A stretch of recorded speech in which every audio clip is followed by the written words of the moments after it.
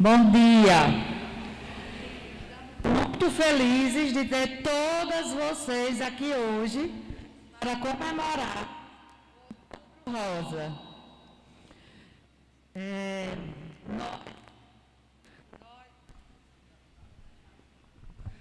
Nós, Grupo Social, estamos realizando. Dá para falar assim?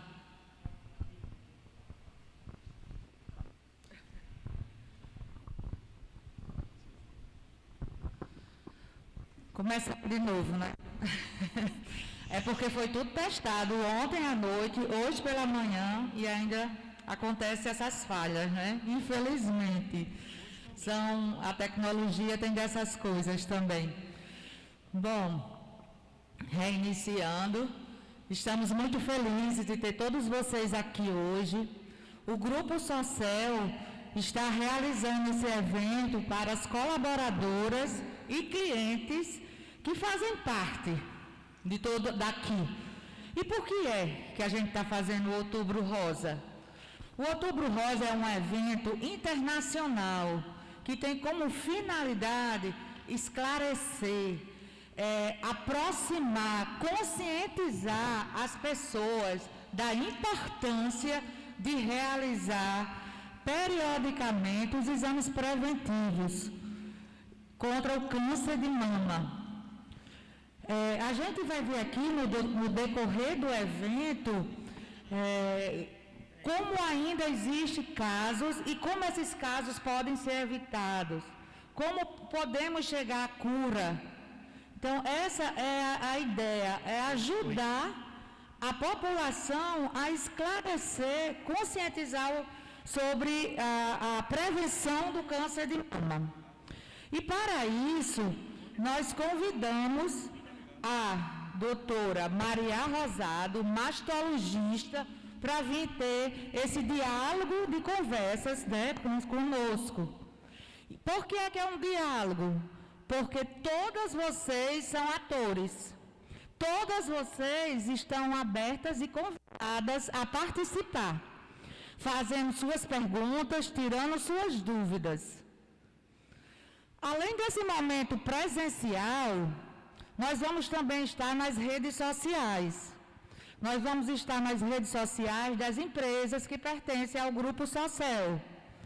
Vamos estar pelo Instagram, no Instagram da Social Caminhões.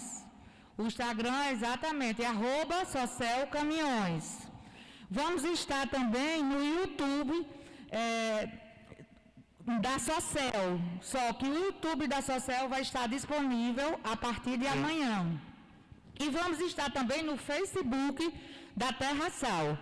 Então, nós estaremos ao vivo nessas 3 redes sociais, além do parceiro, a TCM, que também vai estar transmitindo ao vivo, certo? Pelo YouTube da TCM também está sendo transmitido ao vivo. Então, se vocês têm alguém que deseje que participe, podem passar essas informações para que eles também possam acessar as redes sociais, para que participem online. Não percam essa oportunidade de participar desse nosso evento do Outubro Rosa, certo? E, para iniciar, vou convidar aqui a doutora Maria. Ela é formada em medicina, fez residência em ginecologia e obstetrícia na Santa Casa de Misericórdia de Ribeirão Preto, fez também mastologia no Pérolas Bacon em São Paulo, também tem especialização em biópsia. Ela é uma médica de mastologística clínica e cirúrgica. Então, ela está aqui para nos ajudar, nos conscientizar e que a gente possa multiplicar esse aprendizado que nós vamos ter aqui hoje.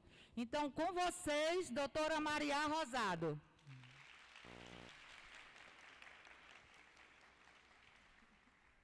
Bom dia a todos. Bom dia. Primeiro, eu quero parabenizar o Grupo Social por esse evento, por essa iniciativa. Como a Andréa mesmo falou, é um assunto de suma importância para a nossa população, então tem que ser frisado e tem que ser falado quantas vezes for preciso. Às vezes a gente bate muito na mesma tecla, fica um pouco repetitivo, mas é isso, quanto mais a gente falar, quanto mais pessoas a gente conseguir influenciar nesse assunto, melhor. Então, parabenizo o grupo por esse evento e agradeço pelo convite, por estar aqui. Eu sempre sou muito grata por transmitir um pouco do meu conhecimento. Se hoje eu sair daqui conseguindo conscientizar cada um de vocês, eu já saio com um papel feito e muito feliz. Obrigada.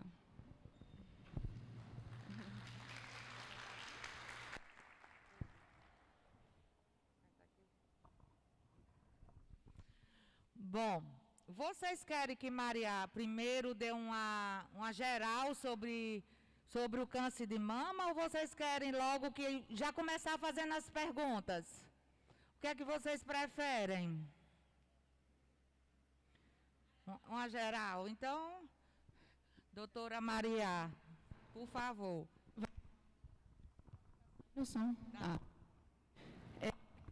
Câncer de mama, no Outubro Rosa, na verdade, a gente fala muito sobre o câncer.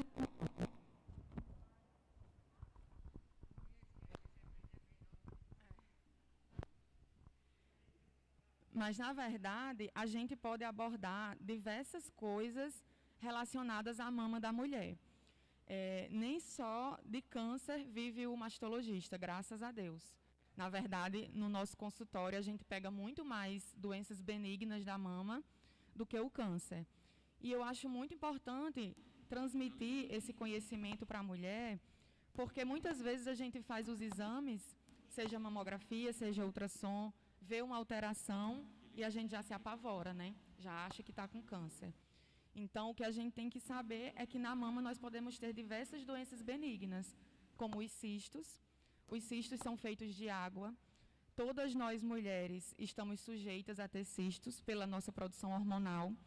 Então, cisto é uma coisa simples, eles se desmancham sozinhos, só que às vezes eles ficam com um volume muito grande e a gente precisa dar uma ajudinha e fazer um esvaziamento, mas é somente líquido. Então, não se assustem ao ver cistos nos exames de vocês. Temos também os nódulos benignos. Os nódulos, eles são sólidos, como se fosse uma massinha, uma pedrinha. E aí a gente precisa avaliar a característica dos nódulos, porque são esses nódulos que podem se transformar em câncer, mas nem todos os nódulos se transformam em câncer. Então, por isso a importância. Fez um exame, não engaveta o exame em casa, leva para o médico. Tem mulheres que ficam com medo de encarar o médico, achar que ficam apavoradas, né? Mas não adianta, a gente pega os exames, vamos no médico e vamos ser orientadas, porque nem tudo que aparece nos nossos exames é câncer. Sobre o câncer de mama, nosso objetivo aqui é conscientizar que o câncer ele tem cura. Então, fazer a mamografia anualmente a partir dos 40 anos é importante por isso, porque a mamografia é o único exame que faz o rastreamento do câncer. E o que é esse rastreamento? Detectar lesões. Sejam lesões benignas, sejam lesões pré-malignas, que são aquelas lesões que podem se transformar em câncer, e o câncer propriamente dito, que aí vai ser descoberto na sua fase inicial, tendo uma probabilidade de mais de 95% de cura. Então, se é uma doença que tem cura, por que nós não vamos fazer os exames para tentar diagnosticar e prevenir? Porque uma doença pré-maligna, você opera, tira aquele pedacinho da doença e acabou. Então, você vai estar prevenido de, no futuro, daí 1, 2, 5 anos, aquela doença se transformar num câncer propriamente dito. Então, a gente vai estar evitando da mulher passar por tratamentos mais invasivos e mais agressivos, fazendo apenas um exame uma vez no ano, detectando uma lesão que pode ser retirada de forma fácil e diminuindo as chances de fazer um tratamento mais agressivo. Então, mulheres que têm 40 anos têm que fazer a mamografia a partir anualmente, né? As mulheres com menos de 40 anos, o exame físico no mastologista é muito importante e, se for necessário, a gente lança a mão da ultrassonografia, que é um exame complementar que nos ajuda a tirar dúvidas do nosso exame físico. dúvidas como, por exemplo, quando a gente faz o autoexame em casa, o exame físico no consultório, a mulher que tem uma mama muito densa, muito glandular, a glândula é um tecido muito endurecido, então esse tecido pode ser confundido com nódulo, quando na verdade a gente faz o exame, é apenas a glândula mamária, faz parte da anatomia da mama da mulher. Então tudo isso é importante para a gente esclarecer, e ao médico para esclarecer. Né? Tem mulheres que fazem o autoexame em casa, sentem algo endurecido e não vão para o médico porque ficam apavoradas. Mas, na verdade, não é nada, apenas a glândula mamária, né? Então, é importante, gente, visitar o mastologista, fazer o exame físico, aprender a fazer o autoexame em casa e fazer os exames complementares de acordo com a sua idade.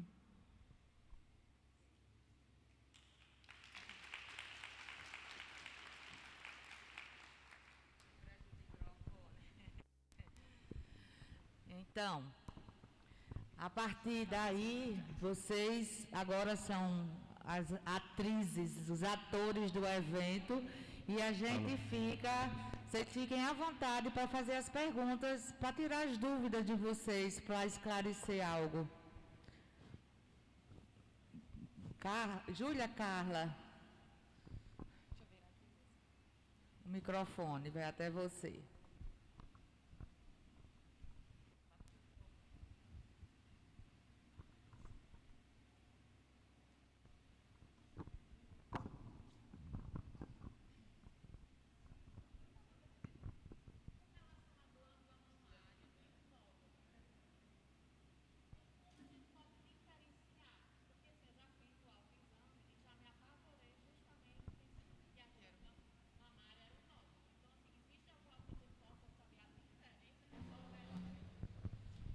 É bem difícil realmente saber a diferença, mas durante o exame, na consulta, a gente consegue explicar direitinho, porque palpando a mama é mais fácil você entender. Mas a glândula mamária, geralmente, ela é mais espalhada. Você não consegue definir aonde ela começa, aonde ela termina. Eu costumo dizer que ela é um bloco endurecido. O nódulo não. O nódulo é uma área mais arredondada, mais bem definida, que você consegue definir aonde ele começa, aonde ele termina. Geralmente ele é móvel. E dependendo do tamanho, eu faço muita associação com um ovo de codorna, por exemplo. Se ele for pequenininho, ali você sente como a consistência de um ovo de codorna. Uma margem bem definida, móvel, né? Esse é a característica de um nódulo benigno. O nódulo suspeito de câncer, ele já vai ter uma característica estrelada. Então, quando você palpa, você sente pontas. Ele é pontiagudo, né? E a glândula mamária, ela é espalhada. Então, quando você toca, você vai sentir aquela área endurecida, vai fazendo movimentos circulares e é difícil você definir onde ela vai estar acabando, entendeu? É uma coisa mais espalhada, mas é difícil fazer essa diferenciação, sim. De nada.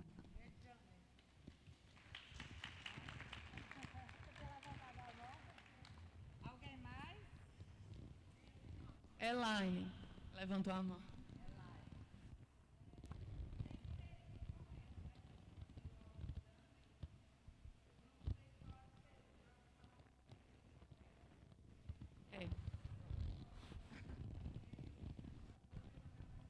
Tem que marcar uma coisa. Não, brincadeira. O autoexame, o ideal é a gente fazer após o período menstrual. Tanto o autoexame como a mamografia. No período menstrual, a gente fica com a glândula muito inflamada. Então, é aquele período que a mama fica dolorida e a gente não consegue palpar o suficiente, porque a mama está dolorida.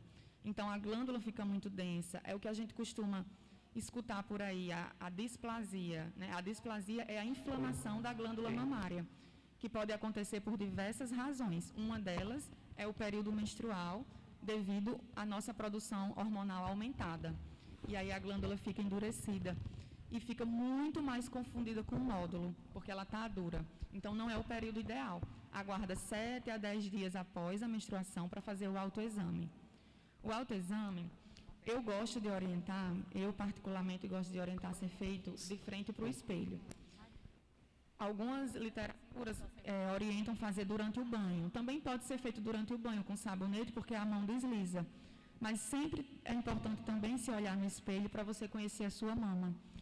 Porque você, de frente ao espelho, você consegue ver o tamanho das mamas, como é o seu mamilo, como é a sua areola, como é a coloração da sua pele, como é a coloração do seu mamilo. Então, se por acaso aparecer algo diferente, você já sabe que não estava ali. Então, você precisa conhecer a sua mama. Esse é o principal ponto do autoexame, conhecer a sua mama. Porque apareceu uma coloração diferente, o mamilo ficou diferente, palpou algum nódulo, uma área que não estava ali, você vai saber, porque você conhece o seu corpo, né? Então, de frente para o espelho, se você for examinar a mama direita, você vai colocar a mão direita na cabeça e examinar a mama direita com a mão esquerda. Quando for examinar a mama esquerda, a mão esquerda na cabeça e examina com a mão direita. E também palpa as axilas, né? As axilas é um prolongamento que faz parte da mama também.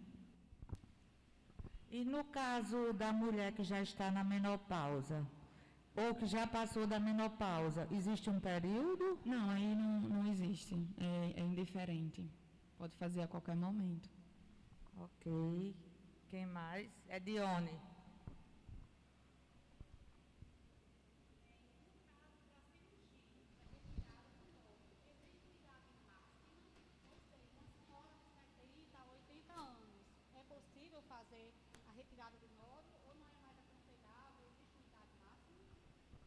Não existe idade. Na verdade, o nosso parâmetro para indicar uma cirurgia é o tipo do nódulo, não é a idade da mulher, né? Então, a gente vai observar aquele nódulo, se ele tiver características suspeitas, se fez uma biópsia, deu suspeita, independente da idade, nós vamos fazer a retirada. Claro, com segurança, né? Passando pelo risco cirúrgico, tendo a liberação do cardiologista, do anestesista.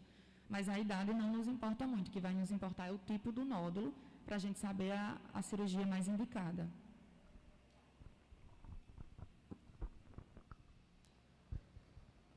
Bom dia. Meu nome é Gildete.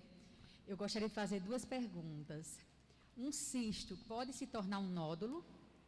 E outra, uma pessoa com a mama mais densa, é mito ou é verdade que ela tende a desenvolver mais a questão do câncer de mamas?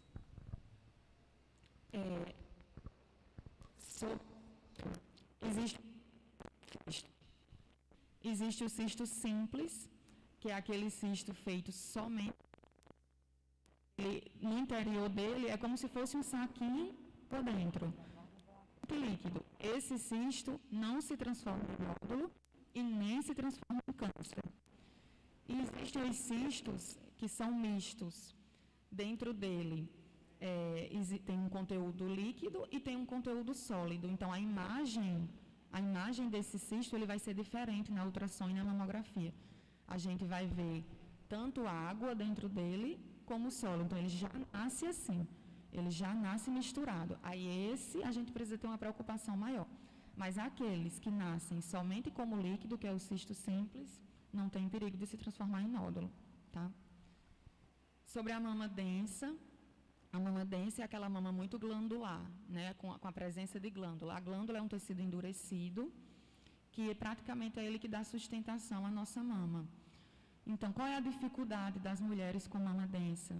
É exatamente a mamografia. Então, pode passar batido. Realmente, a mulher com a mama densa, na mamografia, pode passar batido algum nódulo, porque fica difícil visualizar nódulos em mulheres que têm muita glândula, que geralmente são mulheres mais jovens. Depois dos 50, 55 anos, a gente tem uma tendência a diminuir a quantidade de glândula, se transformando mais em gordura.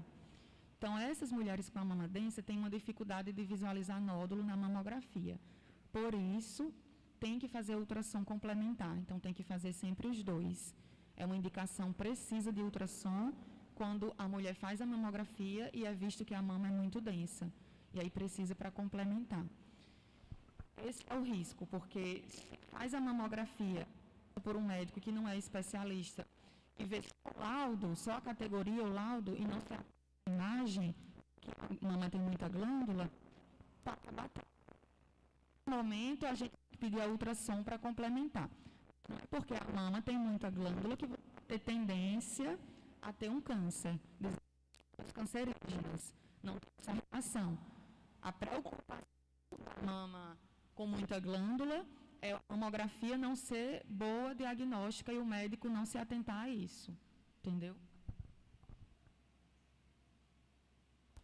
Arusa. Oi, bom dia, tudo bom? Bom dia. Eu gostaria de saber se o uso da prótese de silicone, ele dificulta o autoexame e também o exame de mamografia? A prótese de silicone não dificulta o diagnóstico, seja de nódulos benignos, seja de câncer, seja de cisto.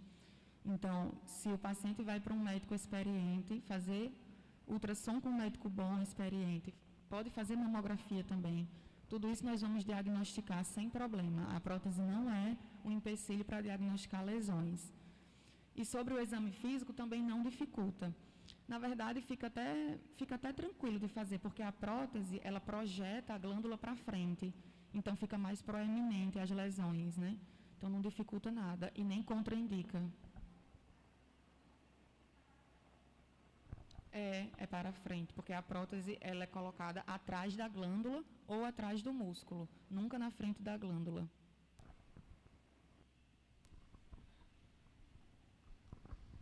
Bom dia. Bom dia. Maria, no caso de mulheres que já não menstruam, você já explicou, tudo bem, mas que tem o cisto, que faz o acompanhamento, certo? E faz uso de medicação contínua. Né? Eu sou hipertensa, eu faço uso de medicação contínua e tomo também outro tipo de medicação. Existe algum tipo de medicação que acelere o crescimento de nódulo ou o surgimento de nódulos cancerígenos? Não, as únicas medicações que na verdade não tem comprovação ainda, tem vários estudos, e alguns estudos mostram que tem relação, outros estudos mostram que não tem, então é um pouco controverso na literatura. Mas as únicas medicações que passam por esses estudos são as medicações hormonais. Então, os anticoncepcionais, né, os contraceptivos hormonais e a terapia de reposição hormonal. Essas são as únicas medicações que podem estar relacionadas ao surgimento de nódulos ou de câncer. Mas não é uma contraindicação absoluta, nenhuma mulher pode usar porque vai desenvolver câncer. O que a gente sabe, que é certo, é que as mulheres que são de risco para desenvolver o câncer de mama não devem usar hormônio. Quais são essas mulheres? Se você tem parentes de primeiro grau na sua família, sua mãe, sua irmã, que teve câncer de mama ou de ovário, você é considerada uma mulher de risco. Então, não pode fazer reposição hormonal, não pode fazer uso de contraceptivo hormonal, certo? Essa é uma indicação que a gente sabe. E se você é uma mulher que já teve o diagnóstico de câncer, também não deve usar. Mas outras medicações não têm relação. A única relação que existe, inclusive com os antihipertensivos, alguns podem aumentar um pouco a dor mamária, levam a dor mamária, mas não são todos e nem são em todas as mulheres, mas tem essa associação apenas com a dor.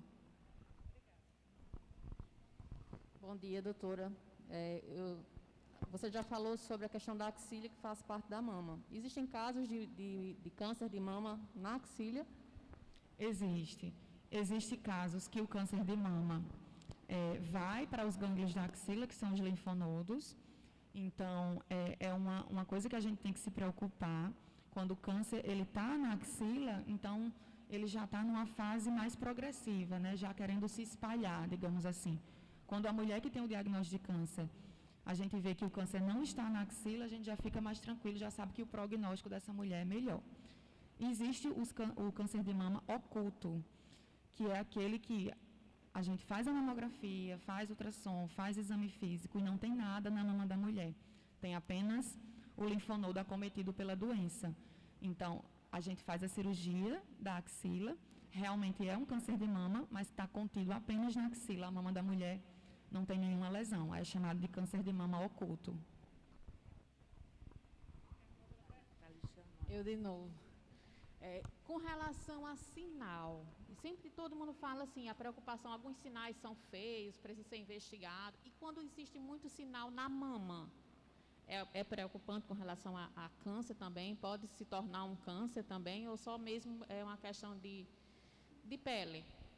É somente relacionado à pele, não tem relação com a glândula mamária, nada disso, mas tem que se atentar à característica do sinal, né? Assim como apareceu na mama, pode aparecer em qualquer parte da nossa pele, aí tem que avaliar aquele sinal, se tem necessidade de retirar ou não. Mas em relação ao câncer de mama, não tem relação.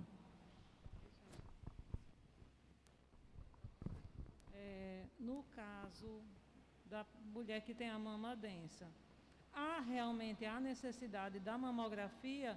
Ou, por exemplo, eu tenho sempre muito cuidado de levar logo o ultrassom, porque eu já fiz mamografia e normalmente é indicado que se leve a ultrassom, porque a mama não encontra nada, a mamografia. Tem que fazer, gente, não adianta, vocês não vão fugir da mamografia. Ultrassom ajuda muito, é um exame muito complementar, que vai nos ajudar em relação aos nódulos, mas as calcificações, elas só são vistas na mamografia. E mesmo com a mama densa, a gente consegue visualizar a calcificação. Então, a calcificação é um tipo de lesão que pode dar câncer de mama, e ela é vista na mamografia. Bom dia. Doutora, a senhora falou que a mamografia deve ser feita a partir dos 40 anos. Mas com qual idade a mulher deve começar a procurar o mastologista? Porque a gente conhece pessoas com menos de 40 anos que já foram diagnosticadas com câncer de mama. Então, com qual idade a mulher deve procurar o mastologista? Certo.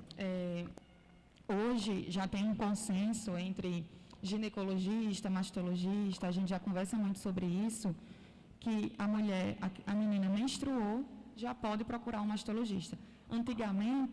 Bem antigamente, o consenso era assim, 20, 25 anos, vá ao mastologista. Mas hoje, as sociedades, né, de ginecologia, de mastologia, elas já conversam entre si e a gente já orienta, menstruou, procurou o mastologista. Porque na consulta a gente já orienta a menina, né, a adolescente, como é sua mama, o que é que ela pode ver de diferente na mama. Então, é importante ter essa primeira consulta, do mesmo jeito que a gente vai ao ginecologista quando a gente menstrua, para tirar nossas dúvidas. Nós, mastologistas, também temos um arsenal de dúvidas para esclarecer as adolescentes.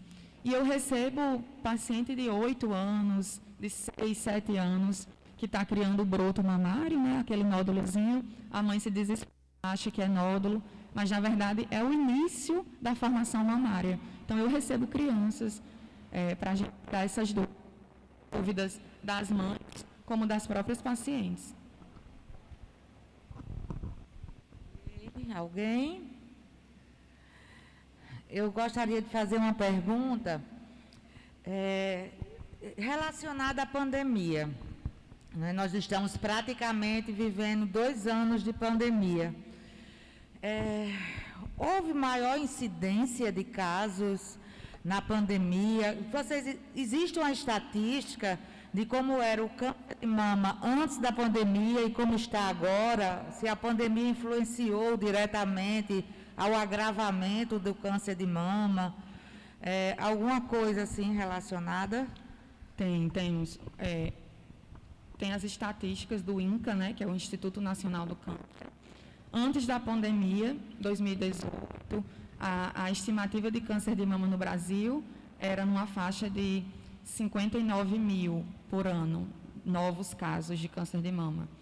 Depois da pandemia, agora 2020, 2021, a estatística do INCA é mais de 66 mil novos casos por ano. Então, o INCA, a gente vinha numa curva decrescente de diagnóstico de câncer, porque a gente vinha evoluindo bastante. Mas depois da pandemia, com a reclusão, né, a gente ficou mais em casa, as pessoas não foram ao médico, foram fazer os exames mais tardiamente. Em 2021, a grande maioria das mulheres que chegam para mim meus exames são de 2 anos atrás. Meus exames são de 2 anos atrás. Meu consultório é praticamente isso. Nenhuma mulher tem exame recente. Então, isso dificultou o diagnóstico e aumentou os casos. Então, agora a estimativa para 2021 são mais de 66 mil novos casos. Então, um aumento de 20%, mais ou menos, de casos. 20%. Era 59 mil, né? E foi para 66 mil por ano. Por ano, Então, assim, a gente não pode deixar de cuidar da saúde, não é? A gente tem que aprender a conviver com a pandemia e continuar cuidando da saúde, porque 20% a mais é muita coisa, né? E há muito tempo não tinha essa crescente, né? Há muito tempo vinha estável ou caindo, estável ou caindo. Júlia Luzemira. Bom dia. Doutora, por favor, dê uma explicação sobre o carcinoma mamário invasivo BRCA4 não especial. Eita, estudou, não foi? Não, eu vivo. Ah, tá certo. Você falou BRCA4, né? O BRCA é uma categoria mundial que a gente usa para se comunicar entre si, os médicos, né? Radiologista, oncologista, mastologista. É mundial, o mundo inteiro usa a categoria do BRCA.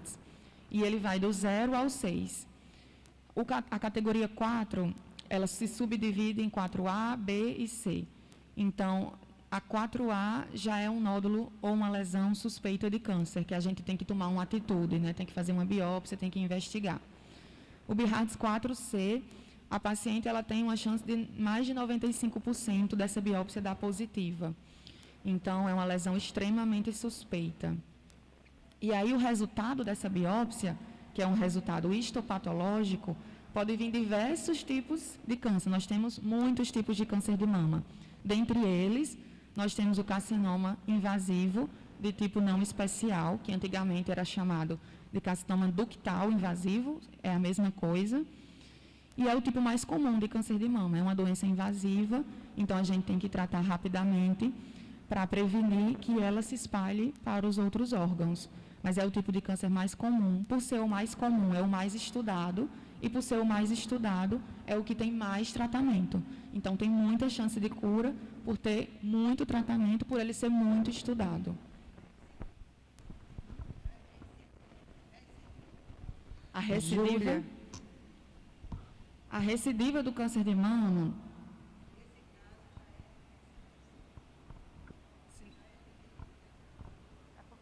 O seu? Sim, entendi. Pode acontecer, né?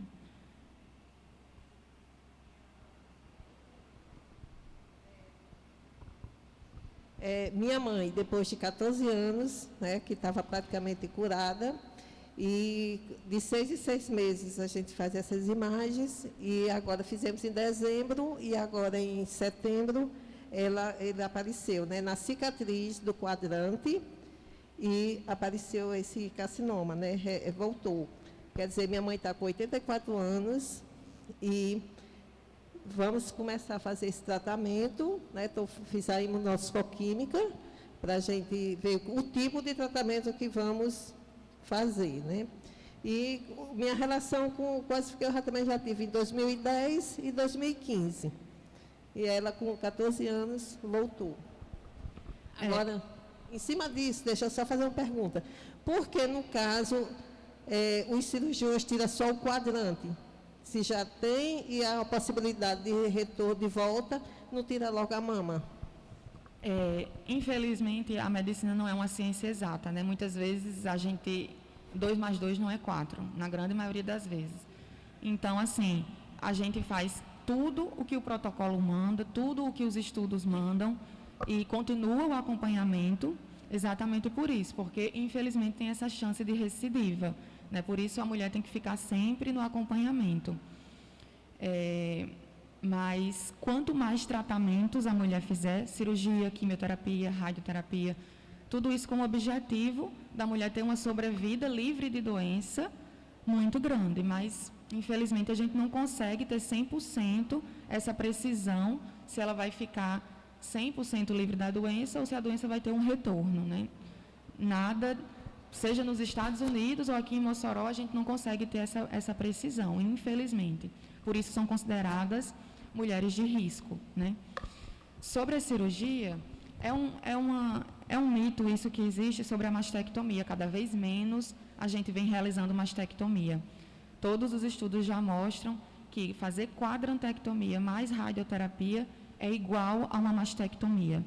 Então, sua mãe, O fato do câncer ter voltado não foi porque ela fez um quadrante. Se minha mãe tivesse feito uma mastectomia, não teria voltado. Infelizmente, não. A doença pode voltar, inclusive na cicatriz da mastectomia. Então, se for para voltar, infelizmente, ela volta. Então, é seguro fazer um quadrante. Claro que na dependência do tipo do câncer, do tamanho do tumor, do tamanho da mama da mulher. Então, várias coisas são avaliadas antes de você tomar a decisão da cirurgia. Mas se a paciente tem o desejo de retirar a mama, nós não podemos impor. Né? A gente indica o quadrante, mas se você me diz, eu quero tirar minha mama, a gente vai fazer. Né? Porque você que é a dona do seu corpo. Né? Então, nós vamos fazer. Mas em relação a isso, de quadrantectomia e mastectomia, a gente tem seguramente como fazer o quadrante sem prejudicar a sobrevida dessa mulher. Obrigada. Doutora Maria, existe algum estudo por que é que o câncer volta, mesmo depois da paciente ter alta? Só o fato de nós sermos mulheres, termos glândula mamária e termos hormônios, todas nós já somos de risco para desenvolver o câncer. Né? Então, são fatores de risco não modificáveis. O sexo feminino, a idade, né, a questão da genética, da hereditariedade, são fatores de risco não modificáveis. E aí a recidiva da doença não tem como a gente prever.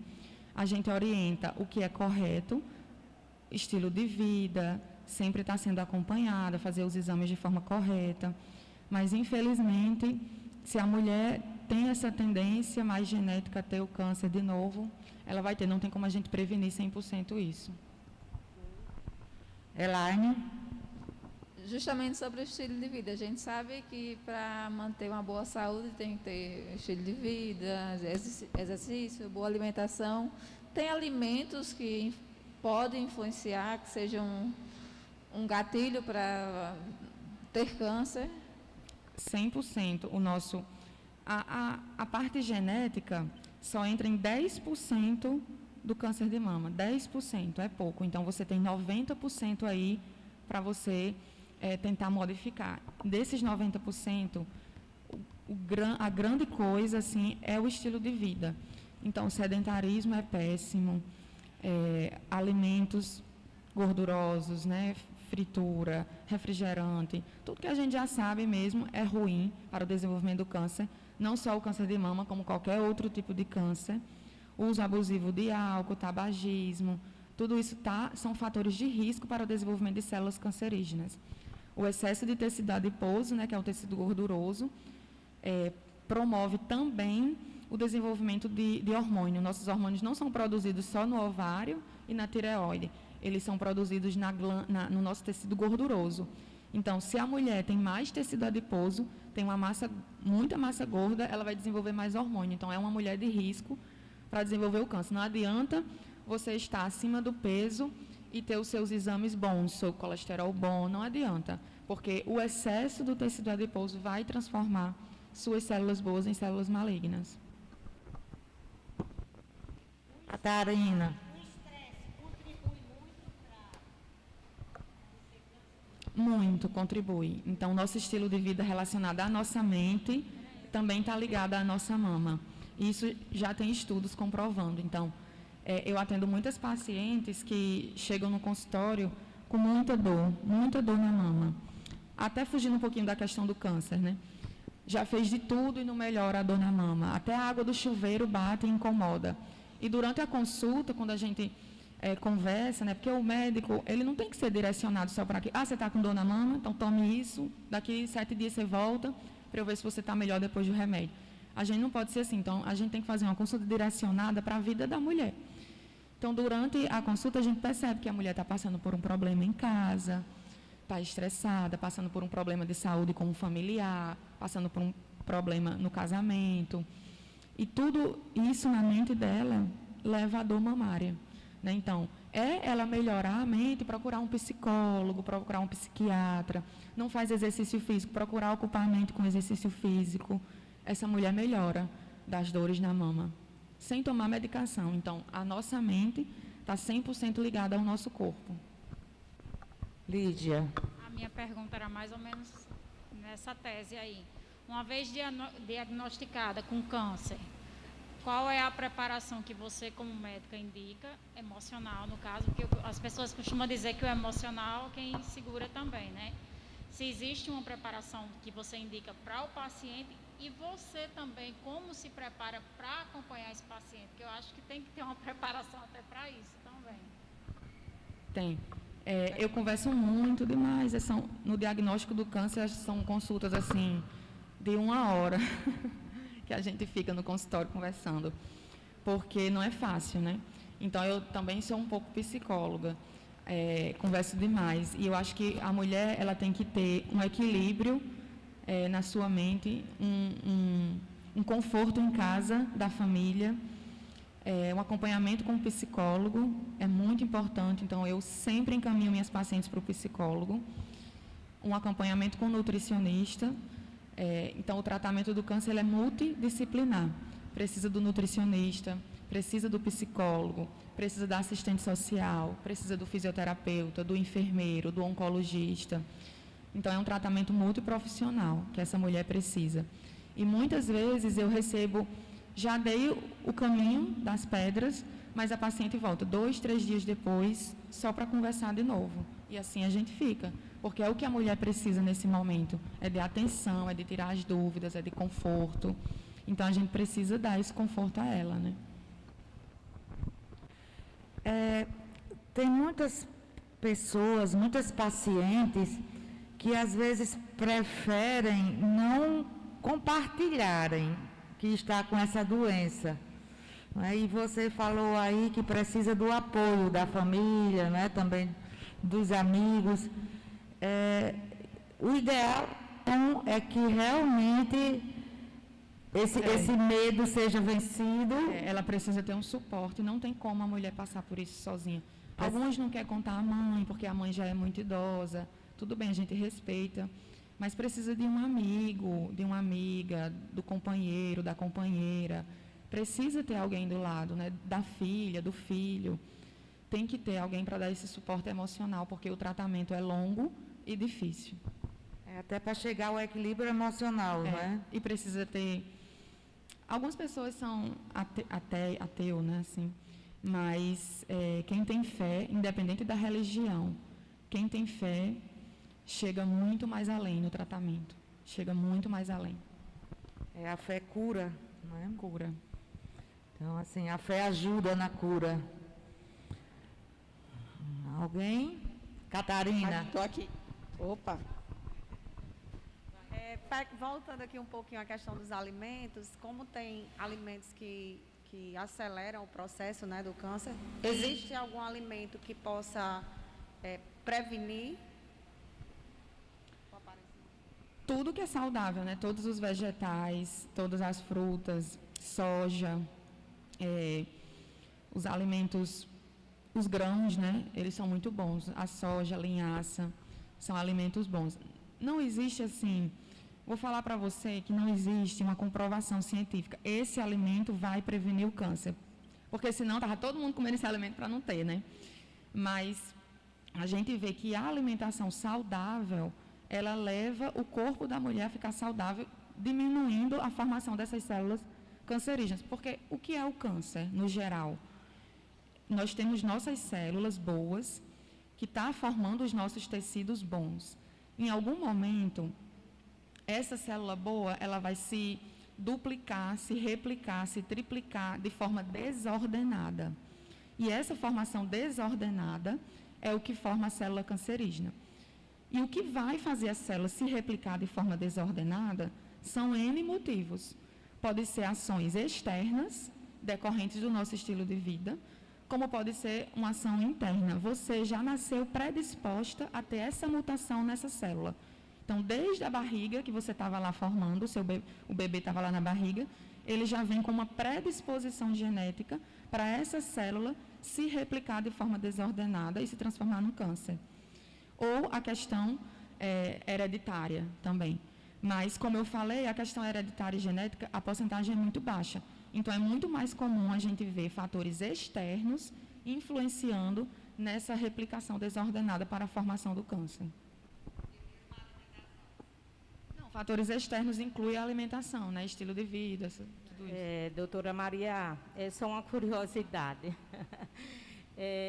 Se é só um boato que alguns desodorantes, aerosol, que a gente escuta falar isso, ocasionam câncer de mama, é só boato? É mito. Assim como o sutiã, né? Tem mulheres que acham que sutiã apertado pode dar câncer, pode dar nódulo também.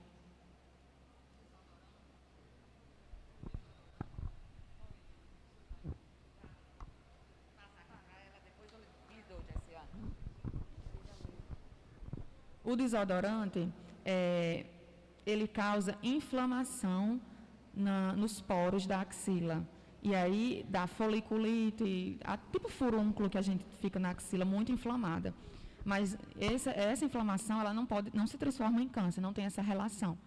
Mas os desodorantes em aerosóis, eles são ruins porque eles são ricos em metais pesados, como o chumbo, por exemplo. Por isso que pode dar tanta alergia e tanta inflamação. Então, o leite de rosa é a coisa mais natural e melhor que tem para a nossa saúde, mas, infelizmente, assim, não é tão eficaz em relação à transpiração e a odor. Mas o leite de rosa, ele é o mais saudável que tem, porque não tem esses metais pesados. Ô, Glória. Vou só complementar, quando ela falou sobre o BIRADS, eu tive mais liberdade, porque eu acho que BIRADS é muito complexo, né, para a gente conversar. Em março desse ano, fez 5 anos que eu tirei um nódulo. Na realidade, eu demorei mais para encontrar ele, porque eu rodei diversas clínicas de Mossoró e falava que era uma glândula. Só que, na realidade, era um nódulo muito raro. Inclusive, quando ela falou BIRADS 4, quando a gente passa, a gente fica mais intensa, quando a gente fala sobre isso, né? E o meu BIRADS, ele foi um 4. Tanto que, quando ela viu, ela falou, já vou marcar a sua cirurgia, que você tem que tirar de uma forma imediata. E o que eu me lembrei, é uma série de fatores, né? Mexe muito com o nosso psicológico, com nossa parte física também. E eu descobri 5 meses após eu perder meu pai para o câncer. Então, assim... eu falava, mãe, eu descobri no autoexame, eu falava, mãe, eu estou sentindo um caroço no meu peito e está doendo muito. Ela disse, isso aí pode ser coisa da sua cabeça, você perdeu seu pai. Eu dizia, mãe, não é. Eu falava, toca aqui, e ela tocava, e quando ela tocou, ela falou, vamos agora para a clínica. Foi quando a gente descobriu. Então, assim, eu queria fazer uma pergunta para você. Nódulo isoecogênico, qual é a fase dele? Por que dizem que ele é um nódulo muito raro? Não, na verdade, só dando a deixa do BIRADS 4, né? Então, foi um nódulo BIRADS 4, a gente não pode fazer acompanhamento. Daqui 6 meses você volta com um novo exame. A gente tem que fazer biópsia desse nódulo, né? E, posteriormente, amadurecer a ideia da cirurgia, né? Então, não pode um BIRADS 4, a gente ficar achando que é uma glândula. Tem que fazer a biópsia. Sobre o nódulo isoecogênico é um termo usado em ultrassonografia para a gente diferenciar os tipos dos nódulos, o conteúdo de dentro do nódulo. Então, ele pode ser hiperecogênico, hipoecogênico e isoecogênico. Geralmente, os nódulos sólidos, eles são todo por dentro, todo sólido, como se fosse uma pedrinha, todo sólido. Esse é um nódulo mais presente, né? Ele é mais comum de aparecer. Geralmente, os benignos são os fibroadenomas, né? Que eles são todos, tem uma ecogenicidade igual. Por dentro, ele é todo igual. Tem um conteúdo só dentro dele. Já o isoecogênico, ele é misturado. É meio o que eu estava falando sobre o cisto, né? Ele é um pouquinho misturado. Ele tem vários conteúdos dentro dele. Então, ele é mais raro de acontecer. Ele tem indicação, ele é um BIRADS 4 sempre, e tem indicação de fazer biópsia. Inclusive, ninguém encontrava. A gente teve que ir para uma clínica mais especializada, foi quando ela mostrou, aqui essas dimensões aqui é ele. É porque é como se ele fosse do tecido do peito. Ele se espalha um pouco pela mama, porque a nossa mama...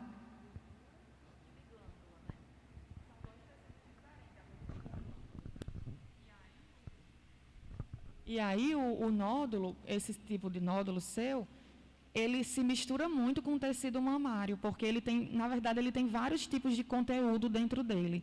Na imagem, a imagem fica misturada, é muito difícil de diagnosticar. Então, a imagem fica misturada e acaba se misturando com a imagem da mama. Então, é difícil definir o que é mama e o que é nódulo.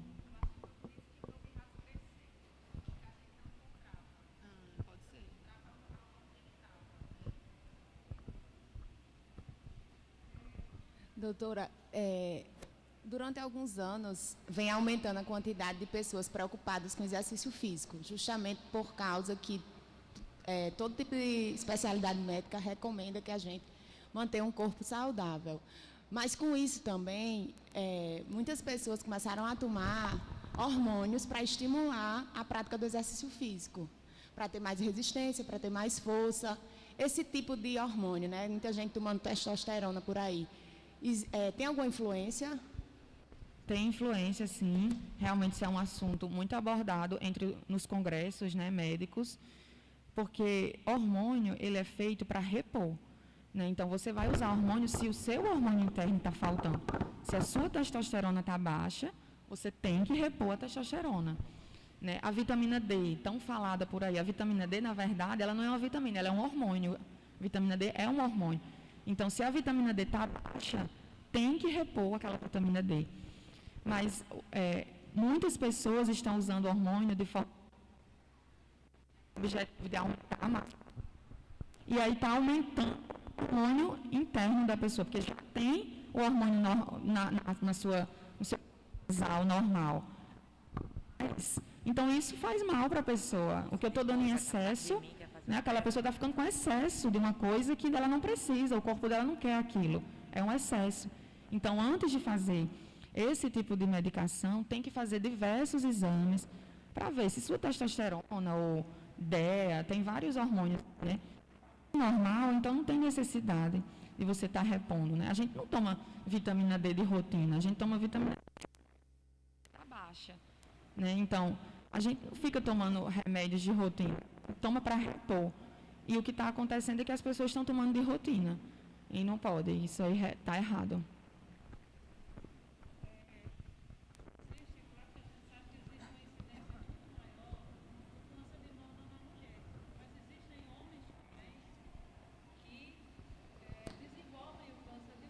Semana mesmo, eu presenciei, meu irmão estava internado para retirar um sinal cancerígeno, né, um sinalzinho, e do lado dele tinha um rapaz, inclusive bem novo, que desenvolveu câncer de mama. Então, eu queria que você falasse um pouquinho, né, sobre as características, se são as mesmas do câncer de mama na mulher e também como pode ser identificado, se é através também dos mesmos exames. Então, o homem ele tem 1 a 2% de chance de câncer de mama. É muito baixo, mas ainda tem essa porcentagem. O homem não faz exame de rotina, mamografia de rotina, não é indicado, exatamente por ser muito raro o câncer de mama, mas ele tem que conhecer o seu corpo, tem que conhecer sua mama, porque a partir daí ele vai procurar um médico. Então, a principal característica é o desenvolvimento do nódulo, geralmente retroareolar, né, ali abaixo da areola e do mamilo. Então, o homem tem que sentir sua mama, tem que examinar, tem que fazer o autoexame. E a partir do momento que ele percebe algo diferente, vai ao mastologista.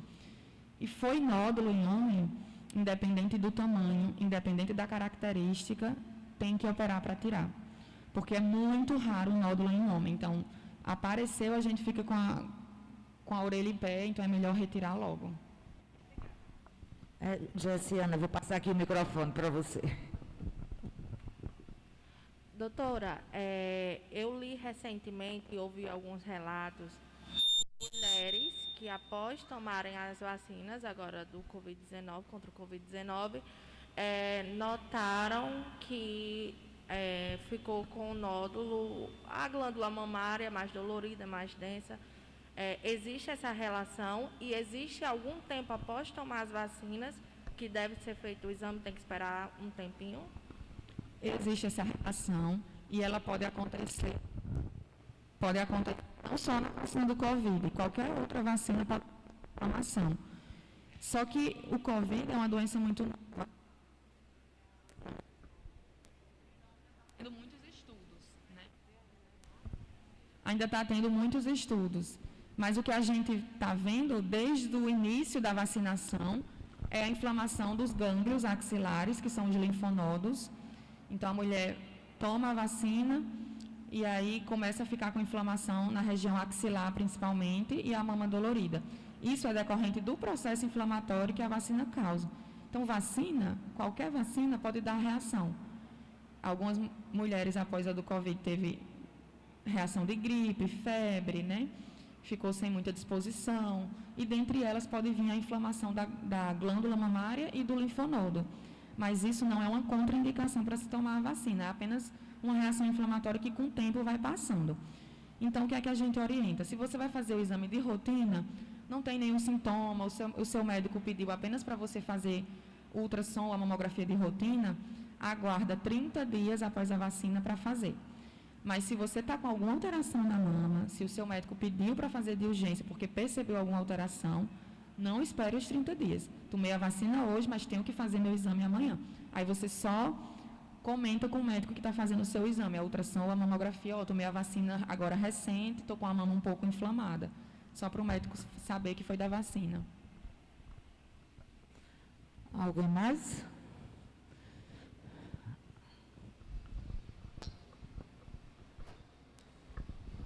Doutora Maria, é a questão do nódulo benigno. Ele pode se transformar no maligno? E qual a probabilidade, assim, a porcentagem? A probabilidade é muito baixa, assim, menos de 1% de chance. Tem aqueles nódulos benignos que a gente faz a biópsia e vem benigno, o resultado, a quantidade de material é boa, o resultado é muito conclusivo que é benigno. Mas a gente olha para a imagem dele e a gente não se sente confortável. Então, a gente resolve tirar esse nódulo, mesmo ele sendo benigno, independente do tamanho. Pode ser muito pequeno, mas se a gente vê que é uma característica mais feinha, a gente retira mesmo assim, porque é esse tipo que tem uma característica mais estranha que pode se transformar. E a probabilidade é muito baixa, menos de 1%, mas existe. Agora, aquele nódulo que tem uma característica muito benigna na mamografia ou no ultrassom, e você fez a biópsia, deu benigno, não tem necessidade de operar. E se ele for muito pequeno, aí que não tem mesmo, porque não tem chance, dependendo muito da característica. Então, é isso que a gente tem que avaliar. Como é que é esse nódulo no exame de imagem? Eu posso até me dar como exemplo, que eu tenho um nódulo, nas imagens aparece minúsculo, né? Inclusive assim, do tamanho de um grão de arroz. Eu já tenho ele há uns 15 anos e com a bênção de Deus ele permanece do mesmo jeito de quando apareceu, quando surgiu, né? Com características benignas e não muda o tamanho. Então, assim, eu faço o exame anual só também por controle, mas sou abençoada, né, de que ele está lá quietinho. Alguém mais?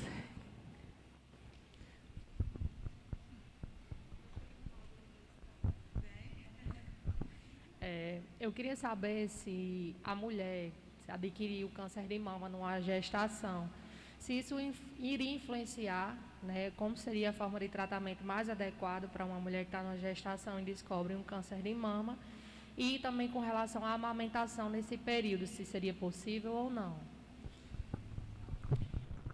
O tratamento do câncer de mama na gestação é diferente, né? Porque a gente tem que pensar com quantas semanas aquela mulher está e o tipo de cirurgia que nós vamos fazer. Porque se for uma cirurgia conservadora, que a gente chama de quadrantectomia, não tira a mama toda, obrigatoriamente ela tem que fazer radioterapia. Tem que fazer radioterapia após a cirurgia. Só que na gravidez não pode fazer radioterapia. Então, a gente tem que pensar quantas semanas ela está. Será que ela está próxima do fim da gravidez? Se estiver próximo do fim da gravidez, 2 semanas, 3, 4 semanas no máximo para terminar a gravidez, a gente consegue fazer uma cirurgia conservadora, aguarda o parto para ela fazer a radioterapia após. Mas se ela estiver muito no início da gravidez, aí não tem como a gente fazer uma cirurgia conservadora, porque o tratamento dela vai ficar incompleto, né? A radioterapia é necessária para a cura da mulher, então a gente não tem como fazer uma cirurgia conservadora, daí teria que retirar a mama toda. né, que é a mastectomia. E, além desses 2 tratamentos, tem a quimioterapia, que também não é indicada, né, na gravidez. Então, se for uma gravidez inicial, a mulher está com 4 semanas, 6 semanas, tem que ser uma conversa muito séria com a mãe, com o pai, porque a gente tem que botar na balança a mãe e a gravidez, né? Então, é uma decisão difícil. E a doutora Cláudia chegou, ela pode falar de quimioterapia. Peguei no gancho, hein, Cláudia? Quimioterapia na gravidez. Bom dia, pessoal. Oi, Maria. Oi, Andréa. Então, a gente já teve paciente com câncer de mama, um diagnóstico durante a gravidez, e dependendo da semana de gestação, como Maria falou, a gente pode conversar com a paciente, com a família, e tem alguns tipos de quimioterapia que a gente pode fazer durante a gravidez. Mas, assim, a gente tem que pensar bem, e no 3º trimestre a gente evita realmente a quimioterapia, mas a partir do 2º trimestre a gente pode fazer alguns tipos. E a gente vai acompanhando, pode fazer uma quimioterapia antes da cirurgia, dependendo do tamanho do tumor, acompanha a cada 3 semanas essa paciente, o crescimento tumoral, se o tumor está respondendo, está diminuindo com o tratamento. Se tiver, a gente pode continuar a quimioterapia e depois a paciente vai para a cirurgia. A gente já teve paciente assim, a paciente fez a quimioterapia, a criança nasceu e logo em seguida foi para a cirurgia. E depois da cirurgia, depois do parto, depois da cirurgia, a paciente fez o restante do tratamento e deu tudo certo. Obrigada, Cláudia. Nada, eu que agradeço.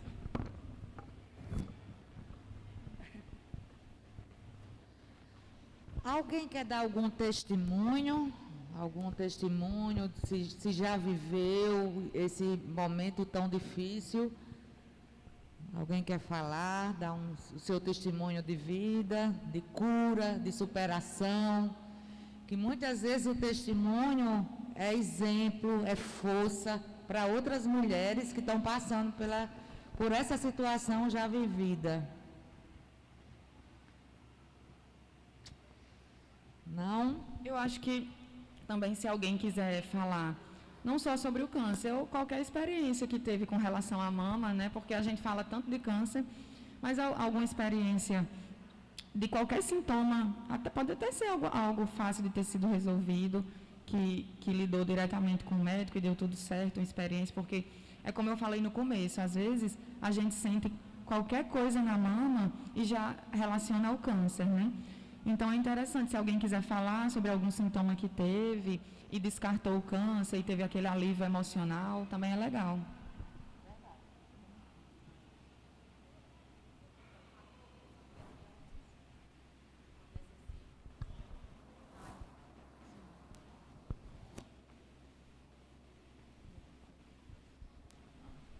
Parece que esgotaram as perguntas. Antes... Quem? Elaine?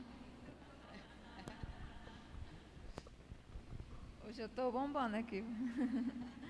Está tirando até as dúvidas de outras pessoas que não estão sem querer falar. Eu tenho um testemunho que não é meu, mas é da família. A minha avó descobriu um câncer de mama aos 72 anos. Então foi um baque para todo mundo, né? Uma idosa já, mas ela muito forte. Ela foi o porto seguro da família. Enquanto todo mundo estava abalado, ela, com a fé inabalável dela, fez químio, fez rádio.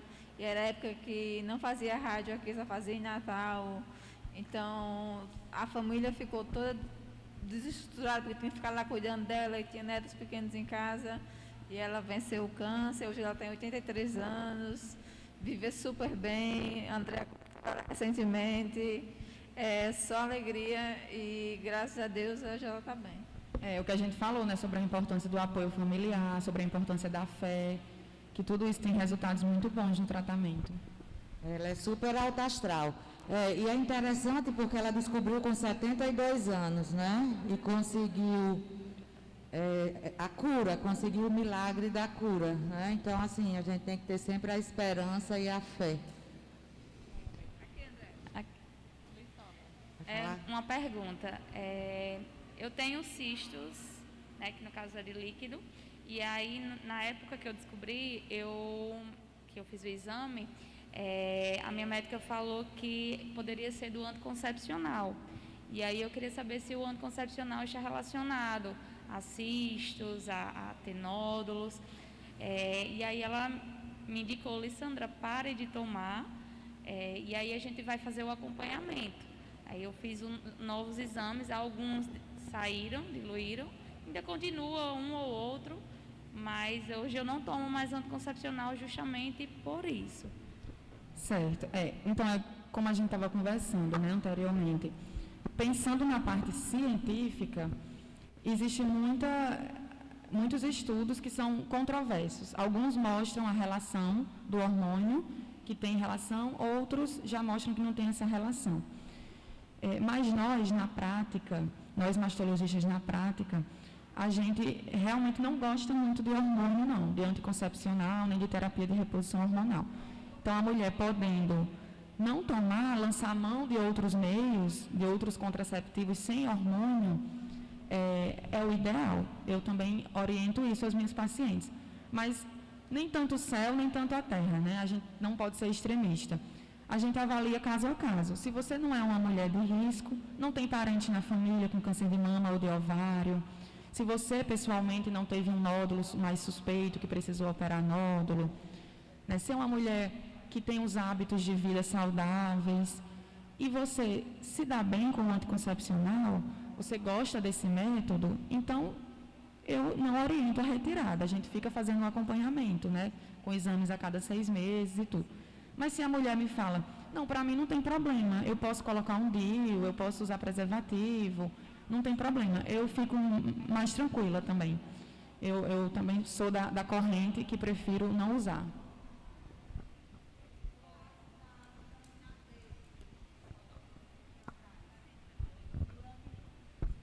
No caso da vitamina D, no meu caso específico de gestação, que a gente tem que tomar durante os 9 meses de gestação, isso influencia também de alguma maneira para o câncer de mama?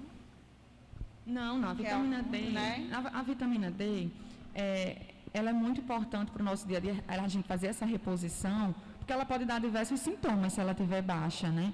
Pode dar indisposição, né? Tem muitos sintomas relacionados à baixa da vitamina D. E na gravidez, como você está dividindo tudo seu com o seu bebê, acaba que a vitamina D da gestante fica tendenciosa a ser mais baixa. Então, é indicado fazer essa reposição. Mas não tem relação com o desenvolvimento do câncer de mama.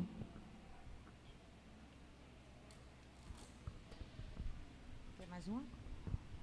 Bom dia. A gente sabe que a mulher desenvolve o papel muito de cuidar, né? Cuidar do outro. E isso, muitas vezes, você acha que tem sido um fator que interfere ou que atrapalha nessa coisa dela se olhar, do autocuidado, da busca por diagnóstico, por tratamento. Isso tem um peso nesse processo? No processo de diagnóstico, você fala? Diagnóstico e da descoberta até. Ela aí... Quanto mais consciente a mulher é, né? Quanto mais consciente de conhecer o seu corpo, de fazer o autoexame, de estar regularmente no médico, quanto mais consciente ela é, melhor. Então, a incidência também do câncer de diagnóstico pode estar aumentando também por isso, porque as mulheres ficam mais conscientes, fazem mais a mamografia e a gente consegue fazer esse diagnóstico de uma forma mais intensa, né? Porque elas estão mais conscientes. Foi essa a pergunta, não sei se eu entendi. E a campanha, né, o Outubro Rosa, ele tem ajudado realmente no crescimento dessa busca, desse autoexame, de ir para ajuda? Ajuda muito, porque acaba batendo naquela tecla. Acho que ajuda por repetição, né? De tanto que a gente passa o mês todinho falando a mesma coisa, aquela repetição, a mulher acaba ficando mais consciente e acaba lembrando, né? A mulher lembra, quando foi que eu fiz a minha última mamografia? A gente já está em outubro, aí já tem aquela preocupação de procurar saber, porque já escutou no rádio, escutou na TV, viu no Instagram, viu nas redes sociais. E aí tem essa preocupação de saber quando foi a última vez que eu fui ao mastologista. Aí acaba procurando, né? É uma forma de lembrar a mulher que ela tem que se cuidar. O Grupo Social fez uma série de vídeos com a doutora Maria falando sobre os cuidados e a importância da mulher se cuidar, se prevenir, foram vídeos em blocos. E dentre esses vídeos também, o primeiro deles foi sobre como surgiu o Outubro Rosa. Eu não sei se todas vocês tiveram a oportunidade de assistir o vídeo de como surgiu o Outubro Rosa. Então, eu vou perguntar aqui à doutora Maria para dar uma explicação assim de como foi que iniciou o Outubro Rosa. O Outubro Rosa ele surgiu mais ou menos nos anos 80. Era uma mulher que tinha o diagnóstico do câncer de mama. Infelizmente, o tipo dela era um câncer avançado e ela veio a óbito. Mas durante o percurso dela de tratamento, junto com a irmã dela, elas perceberam, isso foi lá nos Estados Unidos, elas perceberam a dificuldade de acesso ao tratamento que ela teve durante esse trajeto, né? Ela percebeu essa dificuldade, tanto ela como a irmã, que a irmã estava sempre acompanhando ela. E devido a essa dificuldade que ela teve, elas resolveram fazer campanhas para angariar fundos e também para conscientizar as mulheres. E uma dessas campanhas que elas fizeram foi uma marcha que aconteceu, uma caminhada, né, que aconteceu em Nova York. Essa caminhada aconteceu no mês de outubro e o símbolo da caminhada era um lacinho cor-de-rosa. Então, daí ficou conhecido como Outubro Rosa. E partiu dessas duas mulheres com o objetivo de melhorar o tratamento e de aumentar o financiamento para estudos do câncer de mama. E, a partir daí, mundialmente, o mês de outubro ficou marcado através dessa caminhada e através do símbolo do laço cor-de-rosa. Ok, obrigada. E também, dentro dessa série de vídeos que foram feitos pelo Grupo Social, as nossas colaboradoras também tiveram a iniciativa de fazer um vídeo para passar aqui nesse momento. Então, eu vou pedir para que a gente possa olhar aqui para a televisão para assistir o vídeo feito pelas nossas colaboradoras.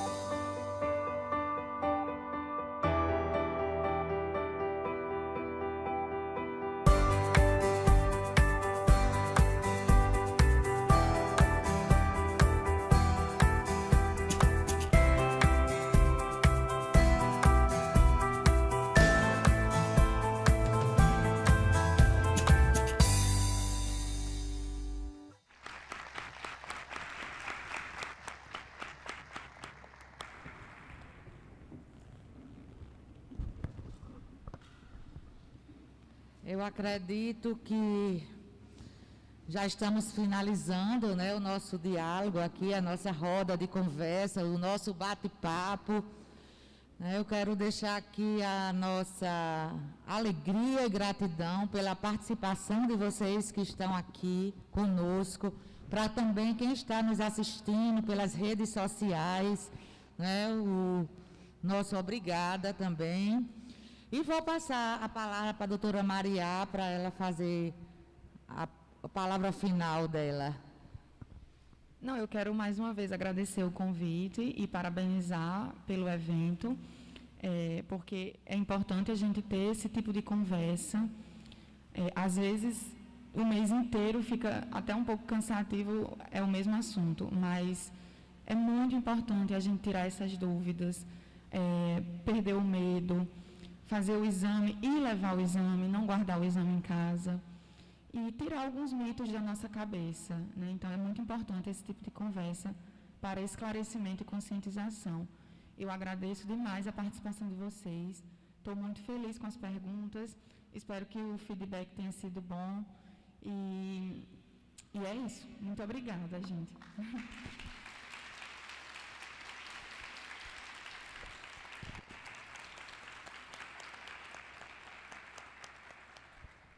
Se alguém quiser uma conversa mais particular, a doutora Maria atende no consultório, no West Clinical, atende também na Clínica Odete Rosado.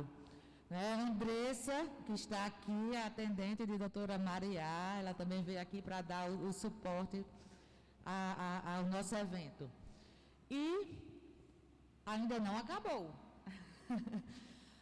Vamos encerrar aqui o momento do bate-papo, mas a gente vai ter um momento agora mais fraterno, um momento para que a gente possa também compartilhar, que a gente possa trocar nossas experiências, um momento também que a gente possa estar mais próximo de todos, né?